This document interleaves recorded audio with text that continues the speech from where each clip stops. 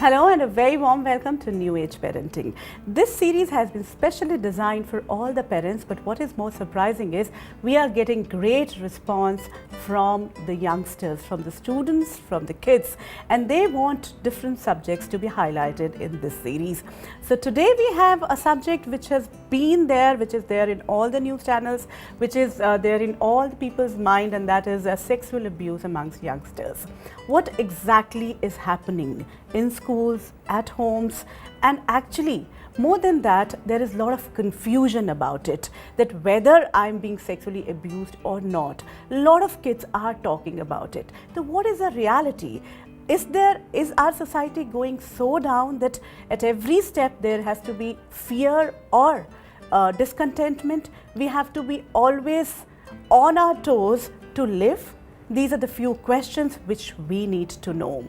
So in our first segment, we'll be talking about sexual abuse amongst kids. In our soul searching segment today, we have two very special people. We have Ms. Ritu Kohli, who is the principal of Aisha School, Faridabad. A very warm welcome to you, ma'am. And we have Mr. Sandeep Bhatnagar, who is a father of two teenage girls and also a motivational team leader. A very warm welcome, Sandeep. Today, the issue which we have taken is sexual abuse amongst youngsters, what they are facing. What we want to talk about is there are times when the act is happening or when something is going through, but also at times there are confusions. Child is not able to understand what is happening. So we start with a confession. We have one child who talked to us and wanted to know what the child should do. So let's move over and see what this child has to say. I've always had a self-esteem issue. I never found myself very pretty.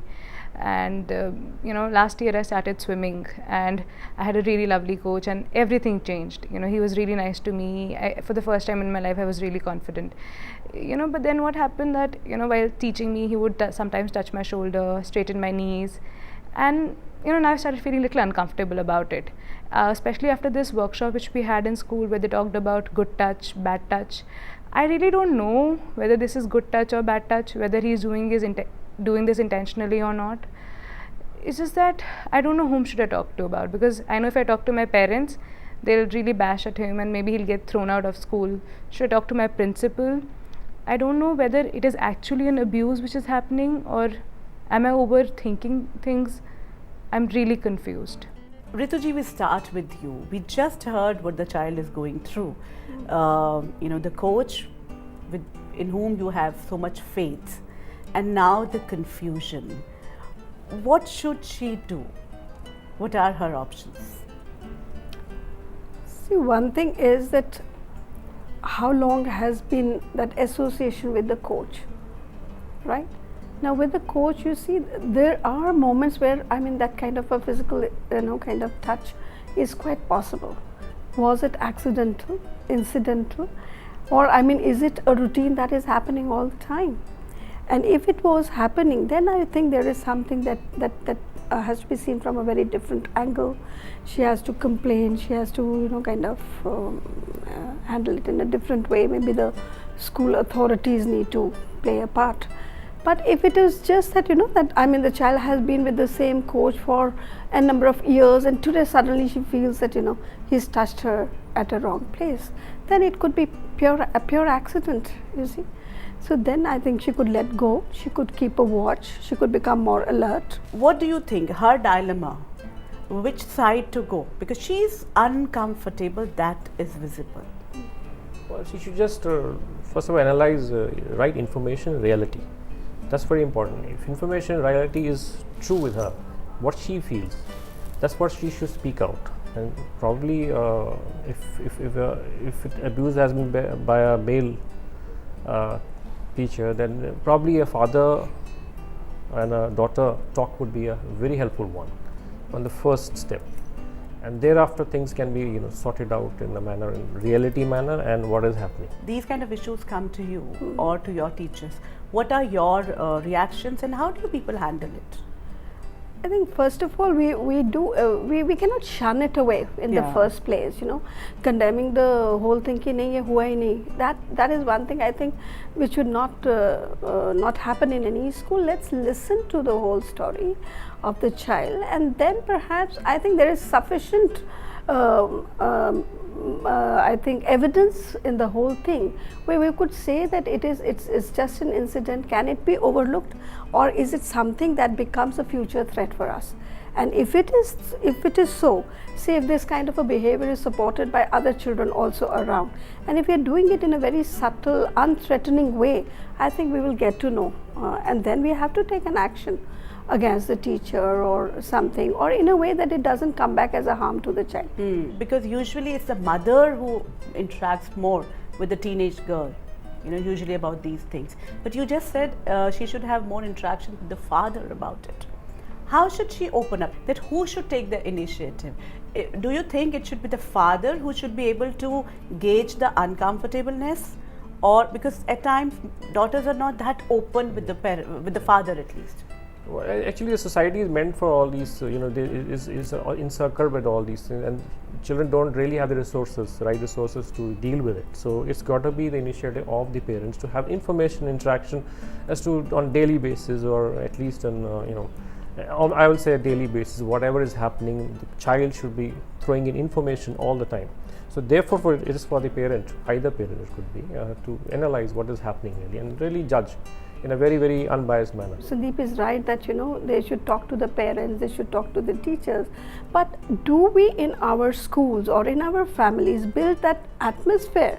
You see, we wait for that incident and then we expect the child should open up.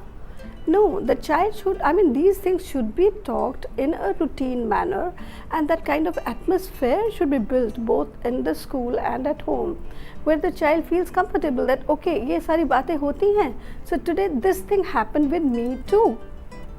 And what should I do? Now what do I do? See, what is the solution? Is it that, shunning that person, chucking that person out is the solution? Because what will happen to the child even if the person is removed from her life? Actually, it has to be empowered within the child, and what she perceives as a step herself. So she comes out with a solution better for herself. Thereafter, the parent needs to guide her, or him, for instance, or maybe a boy as well, to go about things as normally as possible without focusing on what has happened. Awareness of what has happened is important, but focusing in why it happened should not be put in every step. So that's what I think the solution would be. So we are not able to let go. Yeah. What is the role of a school? Because she is also now, there is a name attached to her. Yes. Like she's been tagged like this. Yeah. And then the parents' role. What should be both the parties' role in her life? I think the school should also play a part in making the child understand, and even the people connected, that this is not a norm, whatever has happened. It is just an aberration, and that difference has to be understood. Yeah, it's not a crime. Something like life-threatening thing. Yeah. Like he says that, and you say that life should move on. How do we help that happen? Even the reactions of the teachers, they'll just look at that child particularly. Okay, you were the one, and okay, you were the one who complained. Is this that happened to you? So that, I think, look has to be drawn out of the whole system, be it the family. And I think somewhere we have to reassure and make the child have faith that the world is not such a bad place to live in. So you see, the child is so young, she has got years and years to live, and if all the time the child is kind of living with that constant fear that my life is under threat, right? My honor is in threat, my security is under threat. You think that the child can be a happy individual? I don't think so, yeah. So this is what we need to, build back that faith in the child. This was an incident, like he said, this was an event, it is over, and now I move on, and that healing, I think, is very, very important. Rituji, what I wanted to know is that there is already an atmosphere of fear. Everybody is afraid right now, be it teachers, be it parents, be it kids, girls, if we look at it, even boys. And then there is a definite need to create trust. So we are afraid, but we have to create trust. How do we create a balance?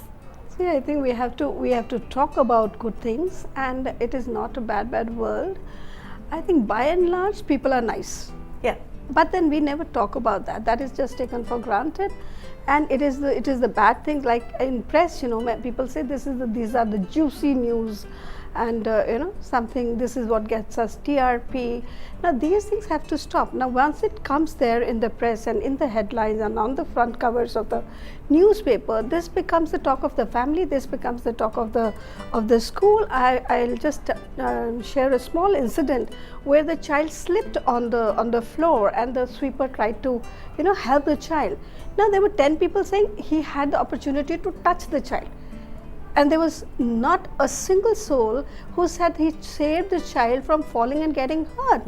So I mean, something has gone wrong with our perspective. I think that is where we need to change, and we need to you know, go on talking about the good things to the child. Definitely, reassure the child that, well, we are surrounded by and large by good people, helpful people, people we can bank on and trust. Wonderful. That's beautiful thought, that goodness has to be highlighted. At this juncture, we'll take a short break, but we'll be back soon. So stay tuned.